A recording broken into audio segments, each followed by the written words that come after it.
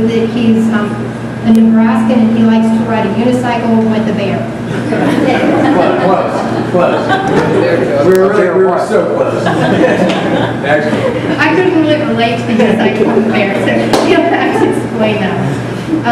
So I'll introduce Scott to come in and begin to have the dialogue. Scott Henderson. Excellent. Thank you. Put that right there. Yay. Yay.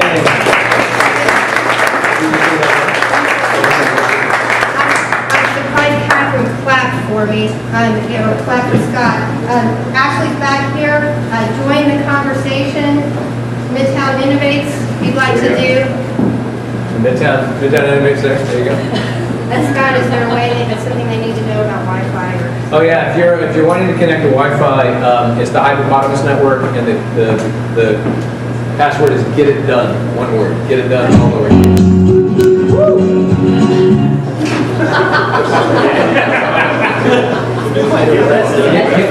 Can you tell we're testing new equipment, new approaches? So just hold that for the rest of the time. You're saying Nebraska, right? You're good to go. So David and Michael, am I just going to roll? You guys catch up with us? All right, good. All right, so thank you everyone for coming out tonight. This is a little bit different format than most people are used to, but I think you'll find that this is going to allow for a lot more interactive dialogue that goes here. So you know how this is going to work, the conversation gauntlet, which is the format. It's one moderator to be me, and I'll have one guest at a time in the hot seat. And we're going to be talking to 4 different people. But instead of trying to battle for the panel mic and back and forth, we'll let them have uninterrupted time, 10 minutes of uninterrupted time, talking, and we'll be going through that. After we go through the 4 different one-on-one conversations, then we'll open it up to your questions and answers. So it becomes more of a town hall. So as you have that, then I go from Oprah to Phil Donahue, all right? So I'll be over here, Oprah, and then I'll come out with a microphone so you can ask your question. And then the panelists, the participants can actually, if you want to ask to a specific person or all of them, you can do that. All right? Good. Anyone else have any other questions before we get started? So I just want to kind of start off and frame the conversation here. I think we've all seen a fundamental shift in technology and how that fundamental shift is driving a huge change within how we work and how we play. And that artificial wall of going home for the evening or the weekend is really blurred, right? Going on an experiment this coming week, taking a 6-day vacation and just unplugging, seeing if I can do it, right? It's not easy to do. I think we've blurred the lines dramatically. We've gone from these disconnected silos, where there's the up and down vertical organization with hierarchy, to more of a connected network approach. I think if you see a company being built now, today, it's going to be more of a network, loose, more disconnected, more distributed than the traditional scale up by going on the up and the siloed approach with more of a traditional hierarchy. So this hierarchy to network, I don't think it completely obliterates hierarchies. I think hierarchies still have value. That's a great scale. It's a great way to organize large amounts of people. But there's a lot more agility and nimbleness when you have more of a network approach. I think what we're going to see tonight is a conversation between those in the entrepreneurial community and those in the corporate community, and understand how this fundamental shift of technology is really changing how physical space is allotted and mental space. And we're going to focus more on the physical space with the startups and the entrepreneurs, and then talk more on the mental space that's being created within large corporations that allows for creativity and innovation to happen.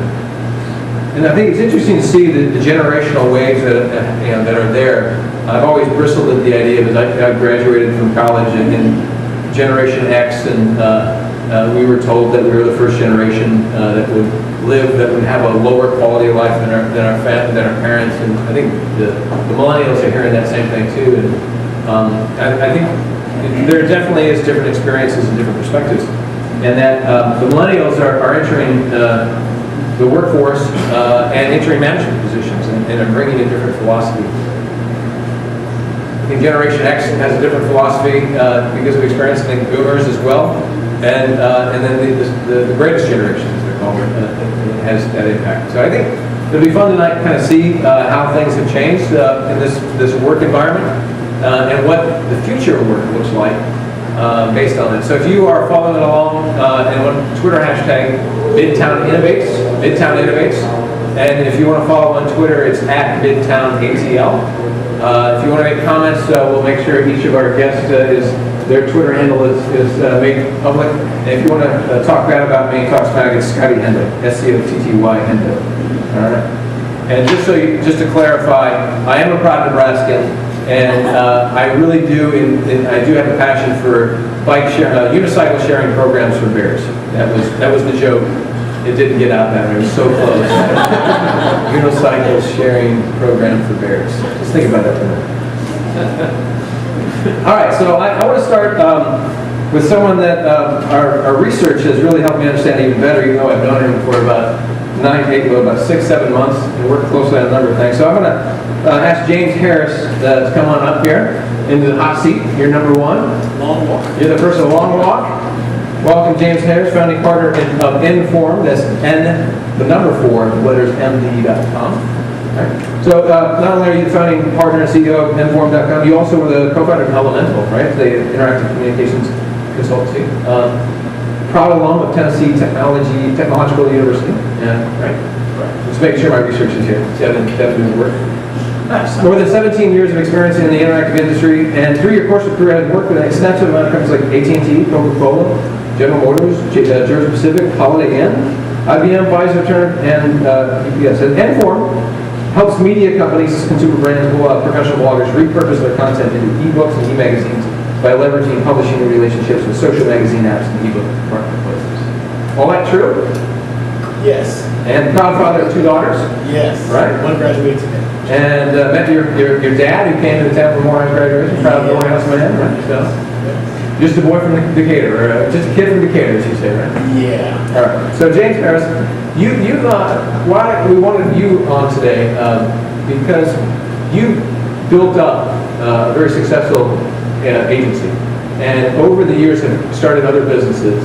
But as each business has been created, the size and the shape and the way you office changed, right? Correct. So can you walk us through what was that first company? What did it look like, and how big the space was? Sure. And can everyone hear me? Is this good? Good. So Elemental Interactive was started,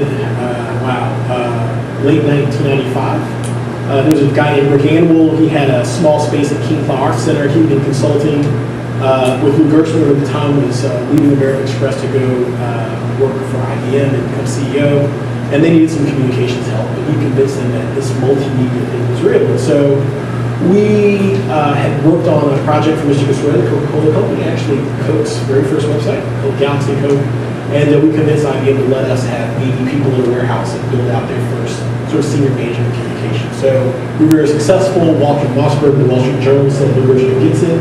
And we became IBM's de facto interactive communications team for 7 years. So lots of flights between Atlanta and LaGuardia. We grew the business to have 11,000 square feet in King Cloud. We opened an office in Vail, Colorado, a very small space, and then we opened a nice size office in San Francisco as well. And the good old days of the internet. We were really fortunate to start a company in late 99, a company called Gray Advertising in New York. And traditionally, agencies like having space, and so they had lots of offices, and we just became a collection. I remember the CFO of Gray Worldwide saying one day, well, if you guys will move to Oakland, I'll buy you a building. I thought that was slightly excessive, but some agencies, they have the cash to do that. And so in 2003, they decided they wanted to get out of the interactive business. They shuttered 15 companies, 2 were left. One company had a week on its own out, left, and I had 3 years. And so they sold the company back for a small sum and became our partner in it, and we reconsolidated everything to become a partner. So we were one of the first tenants of Charles Brewer's idea, creating this sort of neighborhood community in Atlanta. And we shrunk everything down to 1,000 square feet. So roughly from 20,000 square feet to 1,000 square feet. Getting a little feedback. Yeah, we can't hear so well back here. You can't? No. Does this help? Yes. Okay. I'll pretend like I'm Michael Jackson. So we decided to make everyone full-time contractors, consolidate to 1,000 square feet, and our profits didn't change, and our revenues didn't decline. It was shocking to me, the man who, spent $100,000 on a raised concrete floor at King Cloud, that we could actually function out of 1,000 square feet, but we learned something that I think holds true, like hypotenuse, which is the idea of CPG. So it's context, proximity, and gravity. So the people who see each other every day, they were in 1,000 square feet. The programmers didn't want to see other humans anywhere, they just wanted to program them. So we allowed them to do that, and they became highly productive. And we really got down to a proximity question. We left our clients in the Northeast, got traveling and had daughters, and so 80% of our business came from license. So the proximity really helped us. We need to be in San Francisco, we just decided to take the clients. And then the gravity became really important because as people moved from agency to agency, we would pick up talent as they moved around. And so creating a sense of gravity right over the park, we have the coolest interactive office in the city. So people come hang out and have beers with us on weekends and on Friday evenings. And so we built enough gravity where we could really pull in great talent. So as I ended Elements Interactive to start at Fulham, we were part of the Flashpoint program.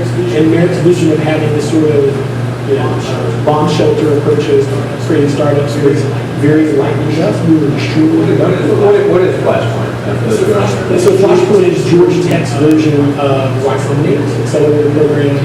They let in roughly 15 to 20 companies per cohort, and we were part of the very first cohort, January 2011. And you're a mentor and coach, and then you have a series of demo days that you do that hopefully prepare you to be a better startup. Prepare you for the real world. So the next one is June 4th, the Historic Academy of Medicine. If you're wanting to see what this cohort demo day looks like. And so we finish up, we learned a lot from Flashpoint's model of tables moving around, chairs rolling around, you can tape on the floor, you can throw things on the wall, but we focused on work. And so when we moved into Hypopotamus, we were the first team to actually move into this space. I mentor other Flashpoint teams and encourage them to move across the street as well. So going back to the CPG, proximity and gravity, has really helped us because now we have sort of this I hate to call it mafia, but sort of a cabal of sort of Flashpoint grads that really can be effective in making things happen. So for example, in less than 48 hours, I think 5 different companies are going to make a retailer next week. It all started with one conversation. We just sort of went around the building and decided we'll hop on the same flight, we'll go together, and sort of hunt as a tribe together. So it's gone from organizations with very large real estate footprints, smaller footprints, and now you're just shoehorning yourself into part of a 5,000 square foot workspace. I mean, Hypothesis has been around a year. Started as that workspace, a private workspace, but really has evolved into media and events. But the proximity of having people housed in this workspace seems to have all of it on. As you're talking about context and proximity. So there's a Ruby Rails meetup. Well, we develop our platform Ruby Rails, so it's easy to walk out of the office and come sit in it. Right? That's the proximity and the context. The gravity is because 80 of the top Ruby developers are sitting in the room hanging out. There's real benefit. So I think that's key. Right? That's really where the value is being created in space, physical space, because you can use online tools to sort of emulate that artificially offline. But the real world, you have to sort of make that model work for it. It makes no sense to me, right? So what are you saying for the people that are coming to work for you now than they were compared to 17 years ago? What are the expectations of people that are building these companies? They go to the next laptop. They want internet. Internet faster than and document storage. They want to know where the knowledge of the company is and where they can connect to it, and they want fewer meetings. I mean, we've been successful. We have 2 1-hour meetings, and we're probably 3 times as many as we have been. 2 a week. 2 a week, having daily 2 or 3 hour meetings. Artificially making sure we meet right. So in Midtown, you have a lot of real estate players that have really invested in Midtown. So what would you say to those that are in the audience and are watching this online? What do they need to be thinking about in order to facilitate this growth of these startups and these emerging companies? Yeah, so take a minute, I have to tell you a story. So when I bought the internet, when I sold the internet company, my wife and I decided to get into non-technical businesses. So we opened a organic market at Sarandon. Anybody know Sarandon? We were at Harrison Clark for 4.5 years, so we were a local organic market. And you learn a lot selling groceries, by the way. So I was running a business during the week and sell groceries. And what we realized in this 1,000 square foot grocery retail, that store could have been 200 square feet with much more profit, and it had just as good of experience. So if any of you have been to the Ferry building in San Francisco, instead of renovating that to have 8 anchor tenants, they have like 50 tiny kiosks. Right? So somebody comes in to buy mushrooms from the guy, we're going to buy mushrooms, the get smells great, so you buy those, the next thing you know, there's value. Let's go back to this gravity. So I think instead of building, it's my opinion, I think building opposite, instead of building a mega 30-story office building, you should really focus on a shorter building with smaller spaces that are modular people should grow or shrink into. And allow them to find partnerships and friendships and context and proximity with other people to create value. Because in the end, if they're successful, they want more real estate. And so it always sort of feeds your model. So consider it more of a greenhouse than trying to build an entire farm. So is context also community? Is that what you're talking about? For example, e-commerce school, I think, Kansas e-commerce yesterday or Tuesday was phenomenal. I mean, I had no idea there was so much e-commerce in Atlanta. They walk in the room for people who are in the web business and hear the 50 big e-commerce players in the and that context literally shifted. I know 2 companies here that shifted their business. And the thing is about e-commerce retail business. So having a building a floor full of e-commerce people and a floor full of platform people and a floor full of fashion people, I mean, that building is going to create a lot of value. Versus the New York model, which is there's Soho, there's Ridge, there's businesses across the city. If you could simulate that in smaller space, more thoughtful space, I think you'd be able to bring that value and attract a lot of business. So for you, why Midtown? Why are you in Midtown? Because of my autonomy, so that's what we also, but also because it's close to doing tech. I mean, we had an opportunity to move up to where the technology moves, slightly against them, great people, but I walk the flashpoint a few times a day. We work with Dan, the father of Cleveland Glass. He's actually a Georgia Tech professor at Anxiety Rose, so we stalk those often. I mean, there's things in Midtown that we need to connect to, so that's the primary reason. So if someone wants to find you on Twitter, how would they find you? Sure. So I'm JHARRIS, as in J Harris 999. And I guess final thought and party thought for you. What do you think, very succinct, tweetable thing, what does the future of work look like? Gravity. You have to have gravity in the business. How do you create that gravity? It's a lot of work. It's a lot of relationship building. It's a lot of mentoring. This is a question that we know for Sarandon, Glen Park, right? I mean, great residents, great retail. Sarandon, phenomenal life, but anybody who can live out there full time forever. I mean, all those things in development you have to really get here. It really takes a courtship of the right people to make it work. James Harrison, thank you very much. Thank you.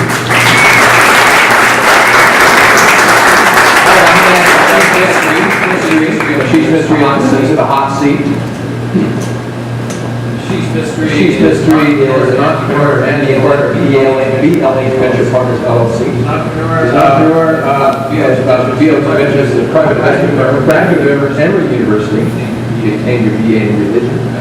Fascinating. She's full of many leadership roles with high-growth companies in technology, enabled services, information security, and e-commerce consumer markets. He's also the president and CEO of an e-commerce company and a member of the board of directors for Hypothesis, and serves as a member of the board of directors of Greater Atlanta, the Atlanta City Council. It was named to the 40 list of the Atlanta Business Project. Chief, thank you for coming. Welcome to the hot seat. Thanks for letting me pay to be here. Thanks for signing the check. Anyway, let's get at it. So we just heard guys who's been through the entrepreneurial startup world over 17 years. You've been part of a number of different technology companies, served on a number of boards, and been very active in the Atlanta business community as well as helping out Midtown as well. So I'm curious, what have you observed when it comes to the companies you're funding, the companies that you're running? What are their needs now as compared to when you first started in this whole startup world? What was the question? That's Stephen Fleming. Academic history. So I think I've been doing this since '99, and so the differences between '99 and James actually did a great job of kind of covering a lot of ground. So try not to be redundant, but I think the things that I think that we've got to be mindful of now, that we've got to be really kind of cognizant of, is that it doesn't take a lot more space to do what we did back then, as it relates to team and staff and you know, any of those other elements, right? The cost has come way down, the time has come, so that we can do what we need to with very little in a short period, with lots less cash. And so all those elements taken into consideration, you know, what scares me the most is when any of my companies get capital, the first thing they do is issue a press release on the next new office. Right? And so it's like the death knell, right? I mean, we can think about, you know, back in the day, getting a new office as a result of getting funding was a milestone. Today it's kind of like an anchor. And so, you know, a lot of what James says, as it relates to modularity and flexibility, are key elements we look for. And from a team standpoint, there are some of the things that we'd like to hear as an investor in the early presentation when they deal with, hey, what do you plan to do with the money? If real estate shows up on the actual bullet point, you kind of look at it and say, well, unless you're hiring a lot of engineers that need physical proximity to each other, we're kind of afraid of that. So that's the real estate answer. Sorry for interrupting in the audience. Well, I mean, let's talk practicality for those who do have real estate and have these old structures. I mean, they're almost an edifice to the siloed hierarchical world that was 20 years ago. It was the standard course of action. Now we have this technological shift that has happened, and a laptop and a Wi-Fi connection and a cell phone is all you really need. And there's, I know 37 Signals, the company out of Chicago, has been very big around distributing what they've got in the book around, people who are working remotely. I think the book is remote. This idea that you don't have to have all 40 people if you have 40 people, they in the same physical space, 8 to 5 all the time. There's different ways to communicate. There's hard to get away from the office, easy to stay in touch with people. What's the practical advice that you can give people who have that real estate holding? And what can they do to use their existing hardware, maybe change it up with maybe a software approach to use that? So I think the word I would use is sublet, right? You know, sublet your space. If you've got a bunch of space and you can get other people in it, great. Just like you talked about the old model of kind of having real estate assets or even just having a big lease. You just look at the nature of the space that we're in right now. It's a big, wide open space with a bunch of tables and chairs and internet connectivity, right? There's more companies in here today than there probably would have been, at least in the last 3 generations of companies I've seen in this space. Yeah. Right? So that kind of defines what's happening with this space. And as it relates to kind of the internet connectivity and really kind of how work is happening, it is what it is. Everybody, all you need is an internet connection and a laptop. And so for some of our companies, I mean, we didn't get to the space equation until it really mattered. From a productivity standpoint, right? So Control Freak is the e-commerce company I'm the CEO of, and we didn't have all this until it made sense for 4 people to get together and have a brainstorming discussion about something, or the customer support person to yell at the marketing person for not doing something. So until that interactivity actually was a necessity, we avoided it. And not because we didn't want to have space, it's just because we could get the work that we needed to get done without the additional overhead.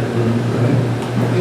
I think it's interesting. I know you mentioned the summer check. I appreciate that. But I found as I came in, having served on the launch team for Startup America Partnership, two years ago when we launched, and having surveyed all the entrepreneurial and emerging technology hubs that are out there, this idea of collaborative space, co-working space, media companies that are out there talking about these innovations, seemed like there were some holes that were being filled. So, curious, as you've been a player in the operational board, but now as kind of a community leader, what are the important gaps that we need to fill in order for us to really see this shift happen?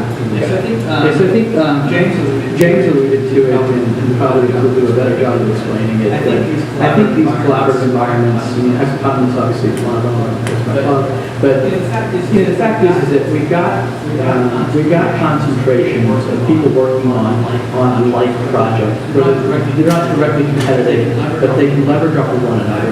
The fact is that by 14 the people not knowing they're going to implement retailer and within an hour basically booking flights, it's that sort of connectivity to one another as well as kind of for the Atlanta community that, called solidarity, whatever you want to call it. But it's that sort of cohesion that will create opportunities for us as a community.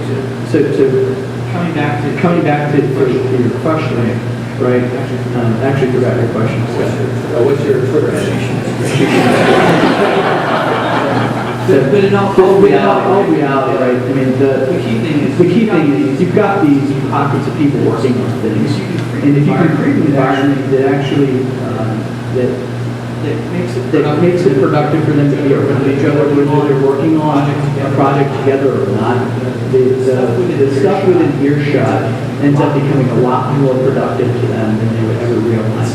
And so when we talk about space and we're talking about real estate, I mean, the key thing here is that real estate is great. It's a necessity for a company. Day one, it's not as important to go out and sign a lease. It's important to be in a place where other people are doing work that may be of similarity in some way, shape, or form to that you're doing. Working in your own office at home basis, it is scary sometimes, right? It might be a great opportunity for you to get away because you can lock the door. You're not getting that sort of feedback. You're not getting that sort of socialization that's really important. I've worked with a lot of people in different companies that it's a one-man band. Well, those people are the hardest working people I've ever met. You know why? Because they tell me that. Okay. And they're always busy. They're always working hard. But guess what? There's always just one person in that company. So the ability to get out of your house, the ability to show up somewhere, the ability to hear from people that are working on similar or tangentially related products, they might be able to give you support and help. They might be able to show up and be your internet retailer partner, South by Southwest, Airport. That's an opportunity. So your company Control Freak just graduated from the ATDC program. Prior to that, you worked in different areas, and so you went from a couple guys and gals in different locations in the city working in a distributed fashion, now clustered at ATDC. How's that model helping you? How important is the model of ATDC in this community? So it's been great. So first and foremost, I can't say senior president of ATDC enough, not because Steven's sitting right there looking at me, but also because there's the intangible elements of having something that's been, the oldest, the first, probably the best in the country, to be able to kind of attach, your name to it. So it builds a lot of credibility, but also what it does is it helps you recruit people. Right, so it helps you recruit team, and what it also does is it gives you a sense of community, out the gate.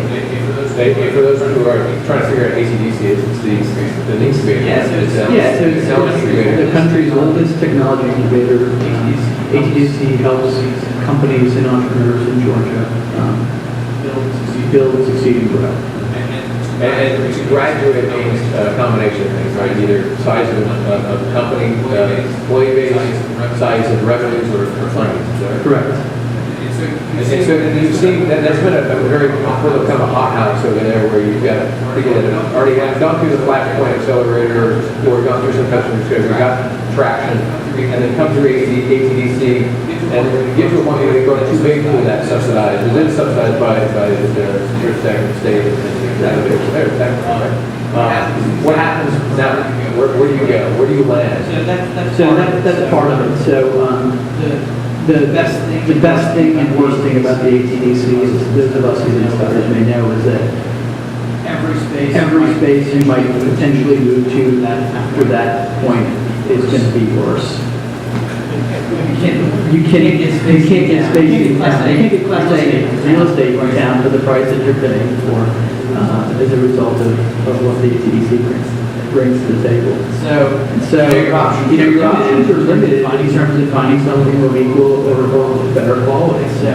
So you have to be creative. And so you find places like Hype, or you find places that you might be able to share with somebody else, and so you just got to work it, right? So what is your short, brief, concise answer to the future? What is the future work? Great question. It's a great question, Scott.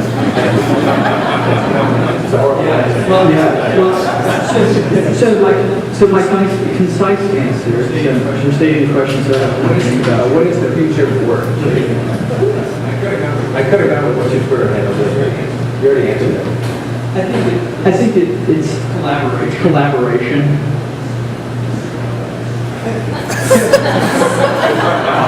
I'll take that. Jeff can take it. Thank you.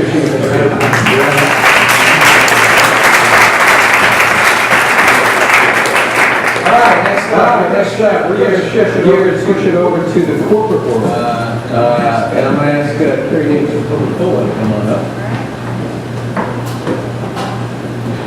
There you go. All right, so Carrie Davis is the Global Innovation Director at Coca-Cola. You've done a lot of big things in your lifetime here. Some interesting things. Working on a number of sustainability issues at Coca-Cola. Georgia Tech alum. Tech. BS in Industrial Design. Wow. 2008, your team won the Singapore Red Dot Award for your recycling bin and helped reinforce sustainable development. I'm interested in where you stand. Well, on the MySpace account that you had. No, you worked in a number of innovative initiatives, implementing design centers of excellence, hiring and training plus associates in design. And now you're working with entrepreneurs, venture capitalists, universities to develop collective intelligence, manage external innovation networks, develop innovation capabilities through the creation of competencies, methods, tools, and training. Wow. Yeah, actually, so, update. So actually, I'll just give you a little bit of a background on what our team does. To make that make more sense. Yeah. So I'm part of an innovation team at Coke. There are quite a few innovation teams at Coke. But about a year and a half ago, we were created to do basically business model innovation. So how do we keep Coca-Cola growing? Innovation is critical to that, of course, but how do we monetize our assets in new ways? I think anybody who is in a corporation here, is probably very familiar with that. I think everyone I talked to lately is trying to figure that out. How do you do that? So we still have, our core business, innovation against the core is firing away, but we've got to create a new structure basically to grow into new spaces. So our team was created to figure that out, and we started out basically. There's three of us.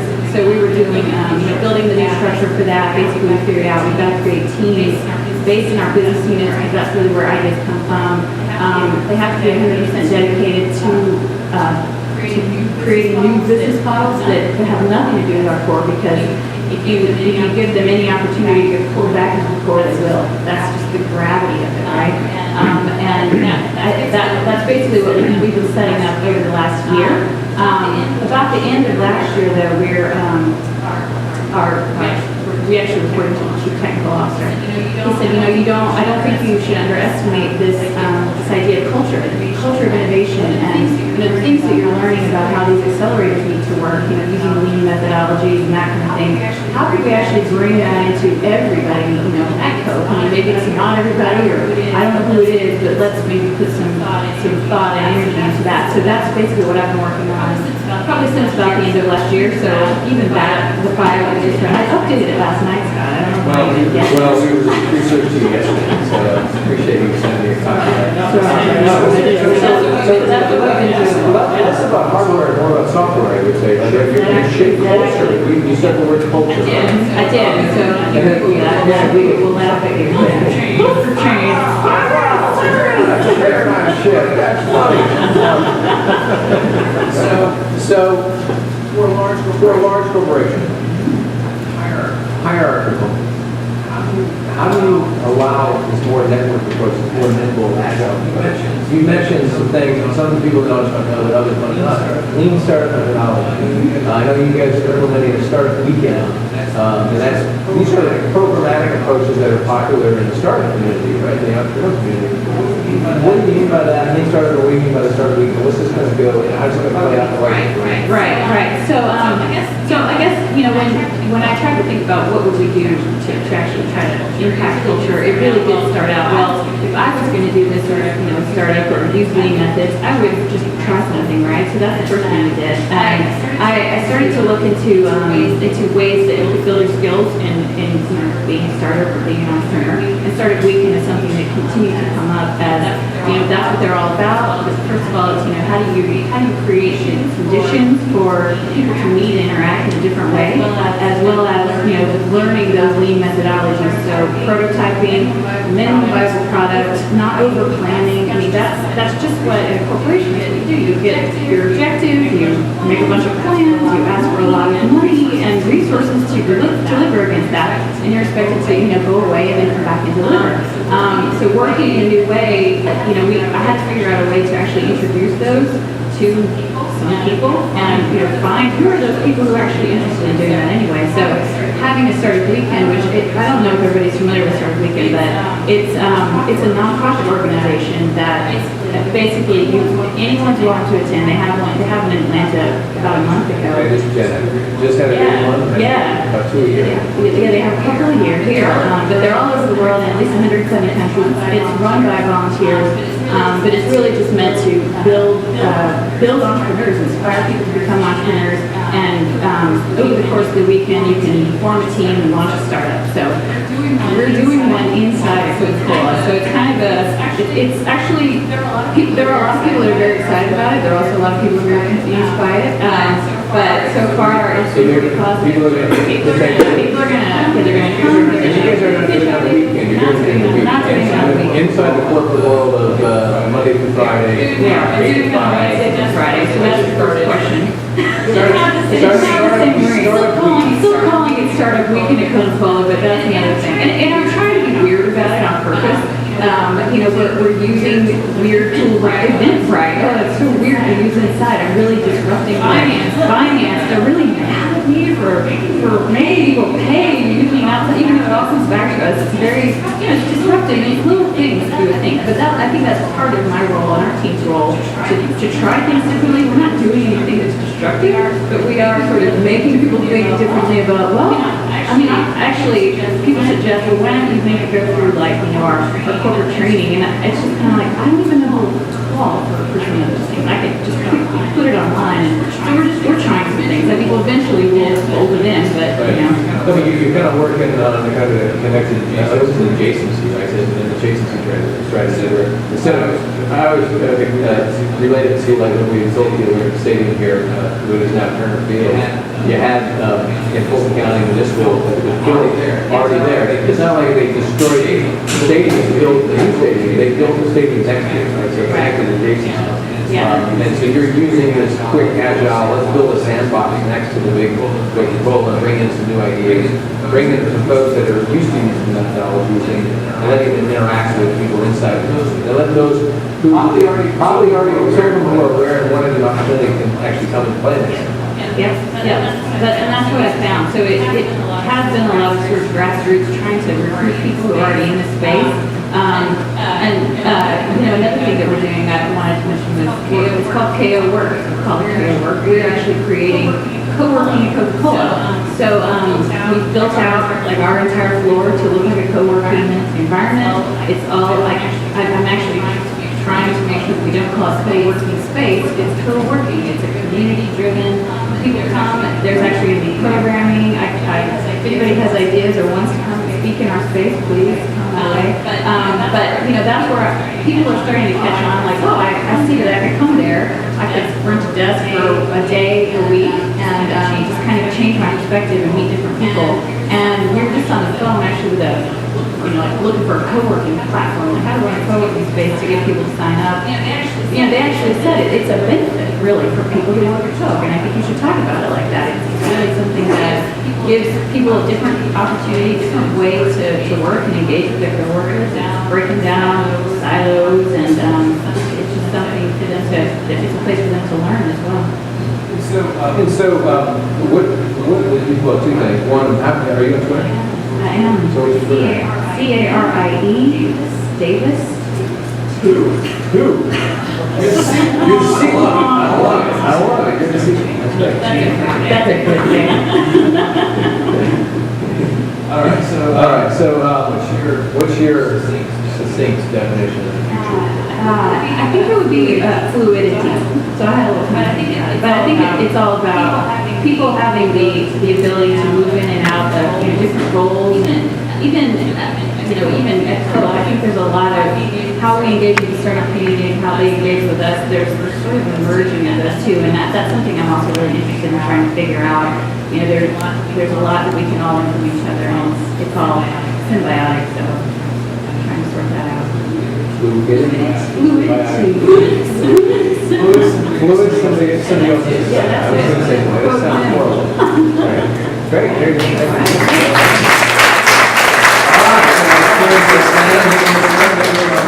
From the VP of Innovation and Engage is coming up. Native of Johannesburg, South Africa. That is correct. So you are the VP of Innovation and Engage, which is a full-service marketing agency with digital and social agents. You're fascinated by new forms of communication and technology. You drive your thought leadership around innovation and serve as a digital educator of emerging technologies, consumer behavior, and digital trends across the agency, both internally and externally. You're passionate about integrating technology into the classroom. And you spoke at South by Southwest this year about self-education on the title Autodidactic Degree. The rise of That's like a good sci-fi. I'm really into sci-fi. Let's start with that. What's this idea of self-education and the rise of autodidactic? To me, when I think about innovation, one of the things that's really interesting when we look back historically at innovative cultures or time periods is that there are actually similarities between things like ancient Greece or the Renaissance, the Elizabethan era. And some of those similarities are really things like exposure to other cultures, exposure to different products, services, really trade in that context. The other piece is having institutions or organizations that really enable risk-taking, which in today's culture really I would say is VCs. But one of the other interesting elements is that every one of these cultures of innovation actually pioneered new forms of education. So we look at ancient Greece and we see the democratization of education, regardless of where you fell in the hierarchy of rank of Greek culture. When we look back to the Elizabethan era, we actually see that was the first time that there was education for middle-class males, which is why someone like Shakespeare actually learned how to read and write. And I believe that today, there's this missing element in our innovation of really thinking about how do we change the education system to really create more people who are problem solvers, who are curious, who are lifelong learners. And so for me, figuring out how do we bring technology into the classroom to enable this new form of education, really self-education, is key. And when I think about self-education, I think about the tools that we have available to us. So I will say I am technically a millennial. And I was at an event recently where an older woman was actually asking, how is it that millennials feel like they can jump from industry to industry, from job to job? And one of the key elements is that we have access to the internet. We have access to information that just was not available to people. So if I want to go and learn how to strip a hair brake pad, I can go online and there's a YouTube video that will walk me through it step by step. And so for me, I think that personally, I feel like there's nothing that I couldn't learn or at least take a stab at learning because of that access to information through the internet. And I feel like we should be fostering that desire to learn in our kids and in our employees, more importantly. And so, being at an agency, you get to see inside the agency, but also you're working with large-scale enterprises, large-scale corporations. Some of the companies that were listed here that you work with, Verizon, Maybelline, Coca-Cola, Puma, Microsoft, 20th Century Fox, and HP, they all at one time were startups, but now they're large enterprises. So, how does this idea of self-education, how can corporations, large-scale enterprises, encourage this? Well, I think it starts in hiring practices. So when you look at a large corporation like Coca-Cola, for example, if you don't have contacts there and you're just applying off the street, your resume goes through an automated system, and if a college degree isn't listed on there, you're immediately kicked out of the system, regardless of whether or not you actually have the skill set to do the job. So I think the first part is reassessing how we actually hire and the skill sets that we're looking for. I look at the rate of millennials who are unemployed or underemployed, who have college degrees, who spend money and time going to a university for higher education. And I don't know about you guys, but I've also hired a lot of younger millennials, and they often come to the table and may have hard skill sets, but they don't know how to communicate in a work environment. They don't understand how to create some problem solve. So I feel like there are pieces that are lacking in the higher education system that maybe should make us reassess the value of a college degree in regards to the skills that we need in the workforce. There's these banking systems checking in on whether it's answering questions on Quora, being an editor on Wikipedia. There's various things that people are doing on through the digital and social media that's out there that seem to me that could be a kind of credential system inside these corporations as well. What kind of lessons can we learn from what's going on in these digital platforms that can be used for corporations as well? So we actually have been working on essentially a social media education system for Cisco. We're the social media agency of record, but one of the interesting things that we've done is actually create an education system for their employees around how to use social media. That does include some gamification elements around badging and status. So there are definitely lessons we can learn from those types of systems to start bringing them in as part of education.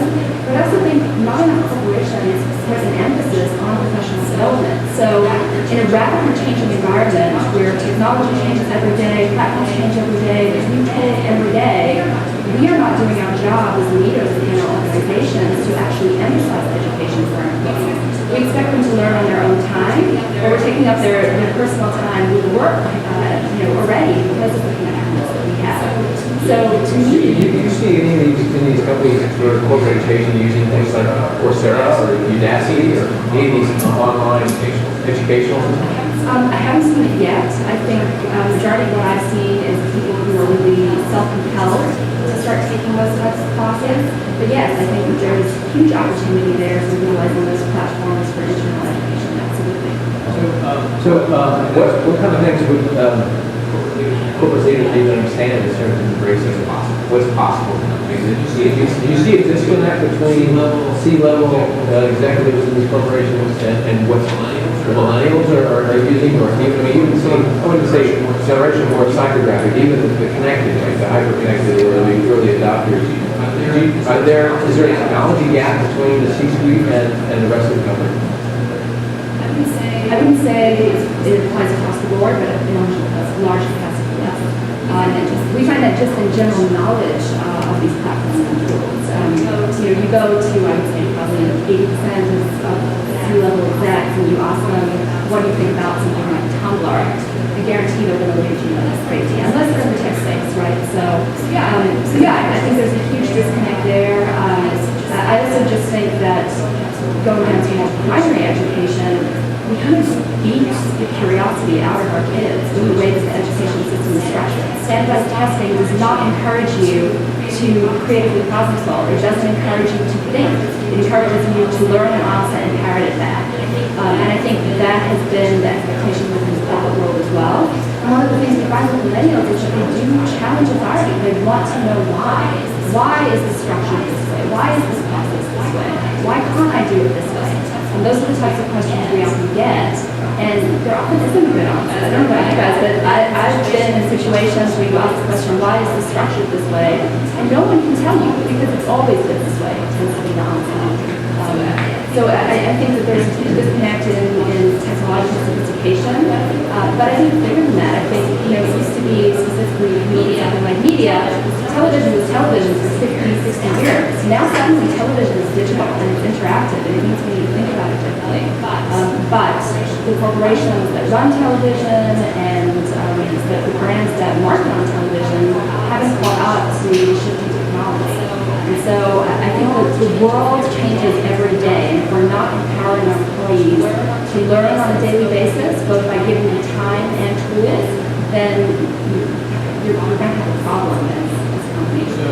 So your succinct answer to what is the future? And before we do that, what's your Twitter handle? Are you on Twitter? I am. It's Nicola, Nicola_Smith, 22. I know, it's not. It's a good one. 22, not just check. Double duty. Taken. The future of work to me, we didn't touch on this, but I think is really about small, agile teams of what I like to call hybrid communities. Hybrid communities. Hybrid individuals. So for me, in my line of work, it does not make sense to have an individual who only has one skill set. I need people who can wear multiple hats. And I think as we're talking about small teams, being able to be more fluid, be more agile, that's one of the things that helps us is that I can throw any one of my team members into a meeting and they're able to stand up and speak articulately to what we do and why we do it.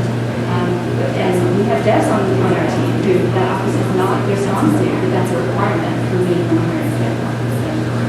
Thank you very much.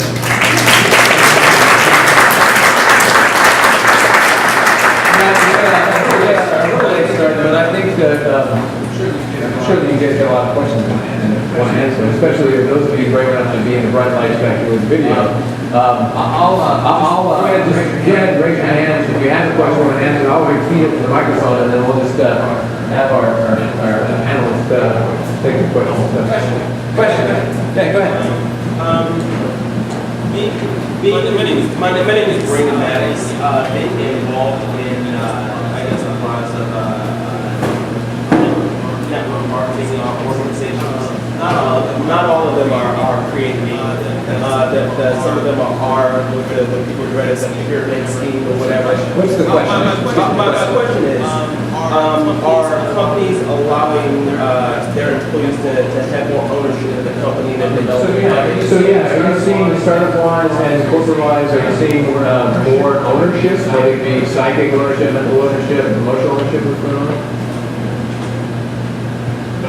You don't have to answer it. I think psychic ownership is really difficult to have. I'm not sure if you find more like that. Mental. I mean, it's just easier difficult you are not.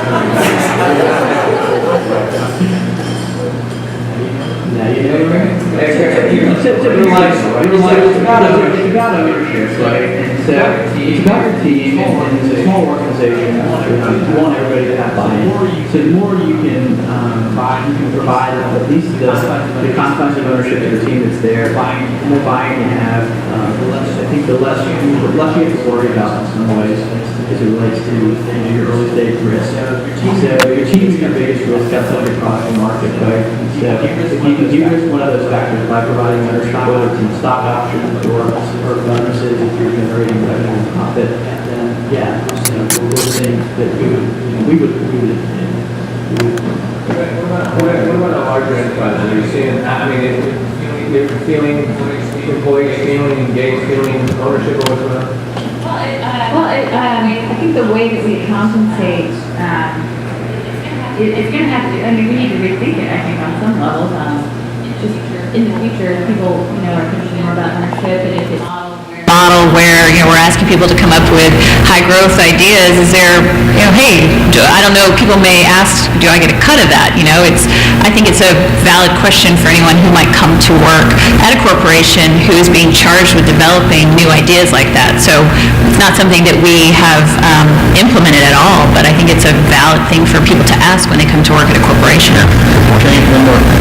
I also think it's geographically dependent as well as it depends on the company, right? We don't do as much ownership and control from a stock option standpoint because we're set up as an LLC, but we do bonuses, right? Because we're generating revenue and profit, and so we'll do things like that. And I almost think it comes back to what Nicola was saying about millennials and what their structure is, right? In the Valley and in those places where you've got companies that have a potential to IPO, stock options and those things are much more adequate for them, whereas in some markets where revenue and profit are the delta, we would probably tend to sway to that side. Question, Stephen? You got to answer? Well, I was just going to say that one of the things that we see with big corporations is that, no, they're not giving stock options or ownership in that capacity, but when you talk about mental ownership, a big challenge for brands and a question that we're getting a lot is how do we turn internal employees into brand advocates? So I think that there is an ownership element there of feeling like, do I have a voice within the organization? Do I understand the organization enough to be able to speak to it articulately? And am I compelled to do so? And I think a lot of that comes down to how people treat their employees, right? Is it a good work environment? Do you enjoy working there? Are there opportunities for growth? So to me, it's really a bigger question when we talk about ownership from a mental perspective that requires some infrastructure change on the brand side, or company side, I should say.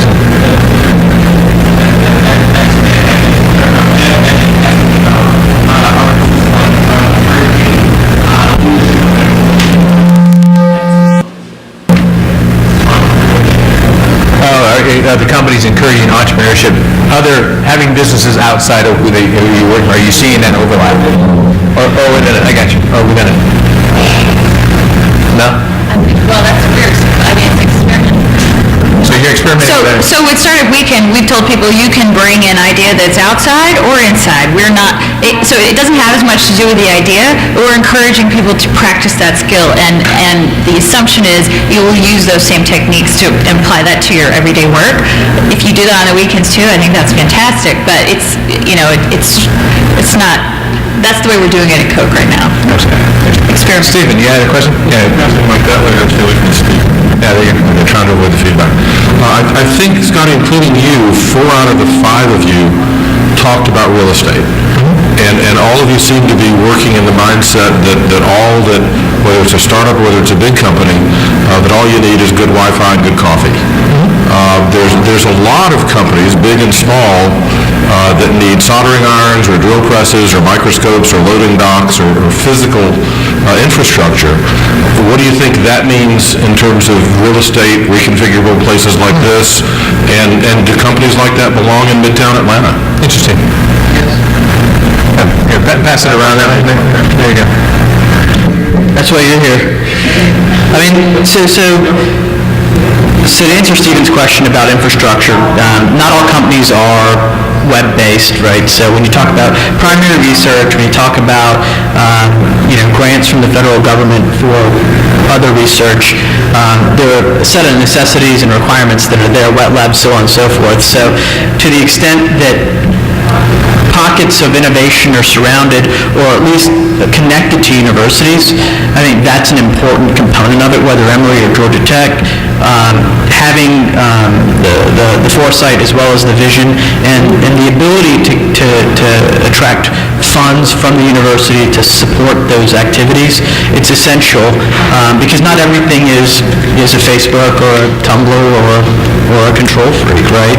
And so a lot of the companies that have been successful, at least for Atlanta and for our region, are in the medical and health healthcare, life sciences space. And so those require a set of things, resources and tools that you can't fund with an internet connection and a website. So. I'd like to hear, James, I know you're interested in Google Glass, you mentioned earlier. I know you kind of were delving around the Bitcoin mining machines. There's this idea of more than just Wi-Fi connection. What other kind of setups do you need? I mean, maker spaces, soldering irons, 3D printing, rapid prototyping. Right. Well, I think it goes back to the idea of, or at least to Stephen's question, is there a place for that in Midtown? I think there's a place for that in Midtown. I think there's a place for that in Albany, Georgia, and Cookeville, Tennessee, where Tennessee Tech is located. When I was at Tennessee Tech, one of the largest businesses is Avon Express, a shipping company. And, the guy took a database class and decided that was going to be the future of trucking, right? So he was able to organize trucks efficiently and make lots and lots of money. So I think the good news is, yes, there's a place for that in Midtown, but if we efficiently organize ourselves, it can save a lot of what's many people consider sort of the dying part of America, this sort of Rust Belt. And I think that's important for us to realize as well. I think we have time for one more question. John Avery, Panasonic, one of our founding sponsors there. Thank you very much, John. Question for carriers together, I guess, what are your sort of key performance indicators around innovation? How are you going to evaluate yourself and spending the right amount of money? Good question. So what are the key performance indicators for innovation? How are you justifying spending the money that you're spending? Well, so the way we're looking at it right now, just at a basic level, we say we'll spend 70% on our core business, 20% on adjacent businesses, and 10% on sort of, what's the new thing. I would say that I don't even know that we're, I don't know how the numbers stack up, but that's basically how we think about, are we being successful in how we innovate, accepting the fact that a lot of the things we do in that 10% space probably aren't going to, come to fruition. But it's, if you can deliver one high growth idea over 3 years, is that good? I mean, there's a lot I think that we're going to continue to experiment with that we haven't defined yet, because we're a pretty new team, and I think that's what I want to talk to more people who are in corporations right now. I know that's something that is the question that everyone has. How do you know what's the right amount? Do you get the right amount of support when you have an idea? So these are all, I think, ripe territory to explore. I think one of the things that should be a KPI is not necessarily the success of the specific execution or idea, but are you learning from it? And that's a little bit hard to quantify, but it's things like documentation. It's things like, are there processes that you can actually share with other teams within your organization? One of the things that my team has found is that there are huge efficiencies, like I was saying, of having hybrid people on our team that can handle multiple roles, and proximity. We all sit together, we're in a very collaborative workspace, we're a very small team, but we're able to make decisions really fast. And we have been documenting that and actually sharing it out within the rest of the organization to try to really get them to shift the way that they do business within these other teams. So I feel like, again, I guess education is my platform this evening, but that education piece, are you documenting, are you educating within your organization, I think is a really important KPI, regardless of the success of the individual ideas. Any other answers to that? That's good. All right, good. Well, I think it's been a fun night. I appreciate everyone's indulgence of our background. You guys are great background material. I think, thank you very much for being back there. Say hi to the internet. All right. So my final thoughts, first off, thank you, Midtown Alliance, for this really fun conversation. It's a really good time. Hypopotamus, at the heart of what we do is collaboration. If you look at the posters, you come in, all those bringing different personas of hackers and designers and coders and entrepreneurs and storytellers and students, it spells collaboration on the vertical line. As we believe, and we've seen this groundswell of people who believe that the next great wave of companies in Atlanta are going to come from bringing the designers and coders and entrepreneurs and storytellers together. And really, what we do is we create connected awesomeness. I think Atlanta, it can be described as fragmented awesomeness. And connected awesomeness is when you bring startups together so they can find each other, help them find corporations, and help them find students. And I think when you bring students, corporations, and startups together, magical things can happen. So if you're watching along at home and want to learn more, hypopotamus.com is our website. We have a daily publication content schedule that goes up, at least 2 pieces of content Monday through Friday. And follow us on Twitter at Hyperpotamus. And I would say, if you wanted to kind of see the conversation that's happening, the hashtag tonight was Midtown Innovates. And please follow at Midtown ATL for everything going on in Midtown. You guys have done a great job with your new website and your new communication outreach and a lot of great programs. And I think this has been a good night, so I want to say thank you very much and come on back. Let's have another one of these. Thank you.